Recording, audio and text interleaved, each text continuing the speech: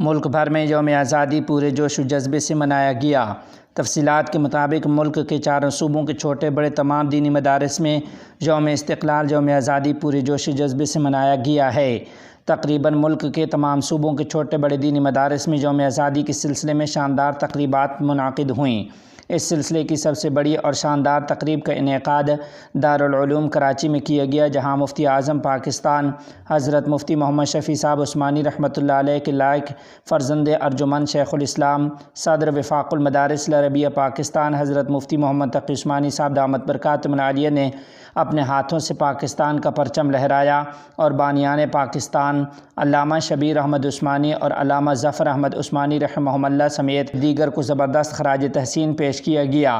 تقریب کا آغاز تلاوت کلام پاک سے ہوا، بعد ازاں نظم و نعت اور ملی نغموں سے محفل کو منور کیا گیا۔ اس موقع پر حضرت مفتی محمد تقی عثمانی صاحب دامت برکاتہم العالیہ کا ایک جاندار خطاب بھی ہوا۔ حضرت مفتی محمد تقی عثمانی صاحب دامت برکاتہم العالیہ کا اپنے خطاب میں کہنا تھا کہ شروع سے ہمارے ہاں حضرت مفتی محمد شفیع عثمانی رحمہ اللہ کی زیر ہدایت یہ معمول رہا ہے کہ ہم اس دن کا آغاز تلاوت قرآن پاک، ذکر و اذکار اور نوافل وغیرہ سے کرتے ہیں، اور یہ سلسلہ نماز فجر سے لے کر اشراق تک جاری رہتا ہے۔ حضرت مفتی صاحب نے کہا کہ دوسری دنیا کا آغاز 14 اگست ہو یا دوسرے تاریخی دن، ان کا آغاز توپوں سے ہوتا ہے، لیکن ہمیں ہمارے حضرت مفتی محمد شفیع عثمانی رحمۃ اللہ علیہ نے تعلیم دی کہ ہمارے دن کا آغاز رجوع الی اللہ سے ہونا چاہیے۔ شروع سے دارالعلوم میں یہ معمول رہا ہے کہ ہم یوم آزادی کا آغاز سب سے پہلے فجر کی نماز کے بعد قرآن کریم کی تلاوت اور اذکار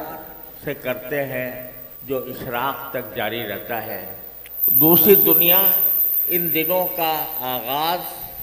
توپوں کی سلامی سے کرتی ہے۔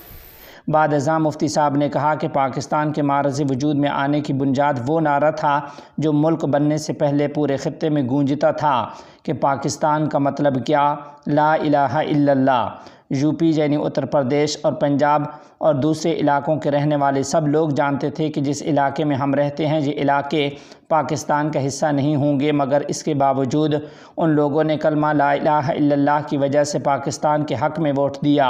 اور پاکستان بننے سے صرف یہیں کہ مسلمانوں میں خوشی کی لہر نہیں دوڑی، بلکہ پورے عالم اسلام نے اس کے معرض وجود میں آنے پر خوشی کا اظہار کیا تھا۔ مفتی محمد تقی عثمانی صاحب کا دوران گفتگو کہنا تھا کہ مجھے وہ وقت اچھی طرح یاد ہے کہ جب پاکستان بنا تھا تو عالم اسلام کے بڑے بڑے علماء کے میرے والد مرحوم مفتی محمد شفیع رحمہ اللہ کے نام مبارکباد کے خطوط آئے، اور یہ ساری خوشی اس وجہ سے تھی کہ خلافت عثمانیہ کے زوال کے بعد ایسا کوئی ملک وجود میں نہیں آیا تھا جس کی بنیاد کلمہ اسلام پر رکھی گئی ہو۔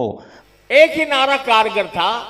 اور وہ تھا کہ پاکستان کا مطلب کیا؟ لا الہ الا اللہ۔ اس لیے پاکستان کا وجود در حقیقت لا الہ الا اللہ کی بنیاد پر اٹھا۔ اسی وجہ سے جب پاکستان معرض وجود میں آیا تو صرف ان علاقوں میں نہیں جہاں پاکستان بنا تھا، بلکہ پورے عالم اسلام میں خوشی منائی گئی۔ کیوں منائی؟ اس لیے وہاں کے مسلمانوں نے خوشی منائی کہ یہ ایک ایسا ملک ہے جو دین اسلام کی بنیاد پر وجود میں آ رہا ہے۔ اسلام کے نام پر کوئی ملک خلافت عثمانیہ کے زوال کے بعد نہیں بنا۔ مجھے وہ وقت یاد ہے جب کہ حضرت والد ماجد رحمۃ اللہ علیہ کے پاس بڑے بڑے عالم اسلام کے علماء نے مبارکباد کے پیغامات بھیجے۔ پاکستان بننے کے بعد فلسطین کے مفتی اعظم کئی مرتبہ پاکستان تشریف لائے، اور ایک دفعہ جب وہ دارالعلوم کراچی تشریف لائے تو ان کی ترجمانی کا شرف بھی مجھے حاصل ہوا۔ سن 1947 میں پاکستان بنا تو اس کے اگلے ہی سال 1948 عیسوی میں سلطنت برطانیہ نے اسرائیل نام کا ایک ناجائز بچہ پیدا کیا، اور یہ ایسا زہریلا بچہ تھا جو آج تک مسلم امہ محسوس کر رہی ہے۔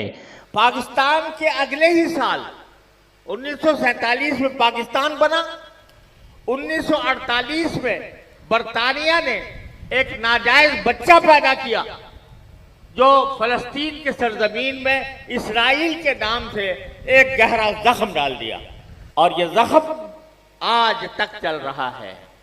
اور اب حال ہی میں اس ناجائز بچہ نے ظلم کی ساری حدیں پار کر دی ہیں، اور یہ منظر ساری دنیا اور سارا عالم اسلام اپنی آنکھوں سے دیکھ رہا ہے۔ ہمارا یہ ملک جو اسلامی ملک ہونے کے ساتھ ساتھ ایٹمی ملک بھی ہے، ہم بھی بے بس نظر آ رہے ہیں، اور اس بے بسی کی وجہ یہ ہے کہ ہم اپنی بنیاد بھول گئے ہیں کہ پاکستان کا مطلب کیا، لا الہ الا اللہ۔ ہم جب تک اپنی اس بنیاد کی طرف نہیں لوٹیں گے، اسی طرح ہمارا ملک بحرانوں کا شکار رہے گا۔ یہ سارا منظر پوری دنیا اپنی آنکھوں سے دیکھ رہی ہے، اور ہمارا یہ ملک جو لا الہ الا اللہ کی بنیاد پر بنا تھا،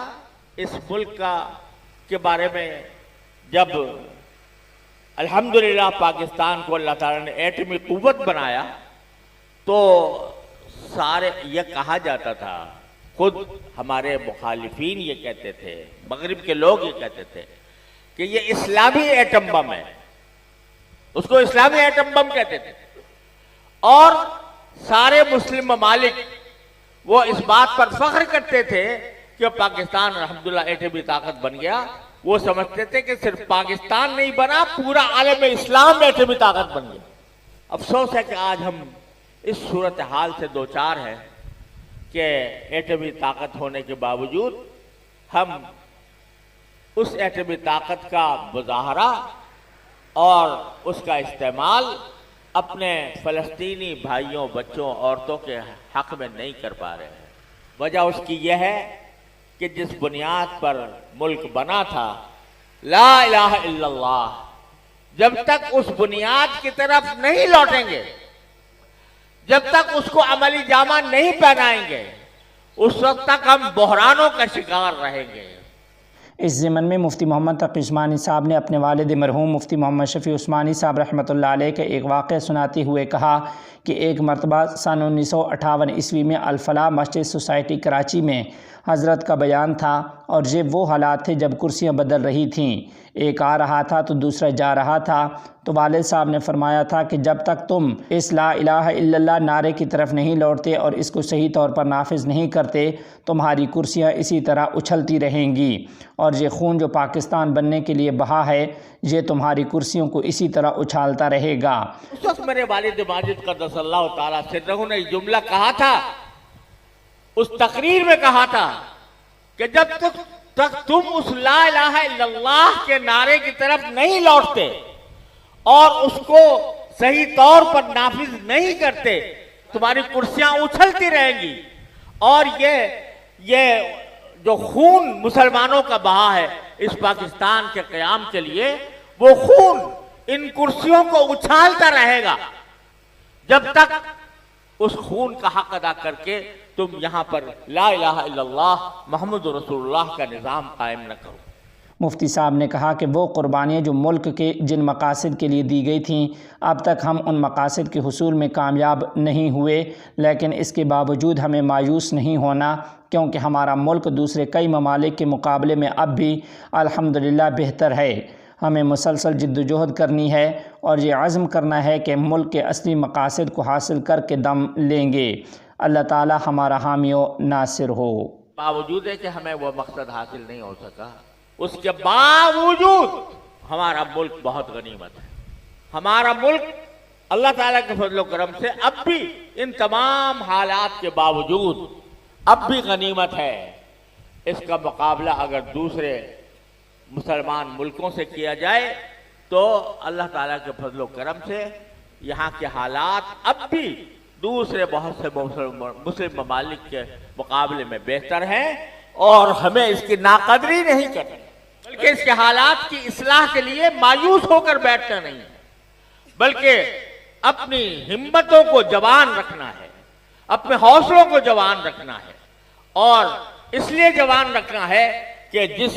عظیم مقصد کے لیے یہ وجود میں آیا تھا،